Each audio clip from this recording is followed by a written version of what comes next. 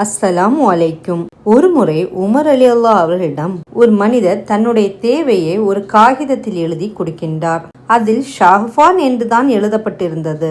Umar ரலியல்லாஹு அவர்கள் அந்த மனிதரை அழைத்து, எந்த வருடத்து ஷஹ்பான், இந்த வருடமா இல்ல அடுத்த வருடமா என வினவினார்கள். இதற்கு பிறகுதான் உமர் ரலியல்லாஹு அவர்கள் காலத்தினுடைய கணக்கீட்டின் அவசியத்தை உணர்ந்தவர்களாக மற்ற சஹாபாக்களை அழைத்து ஆலோசனை செய்தார்கள்.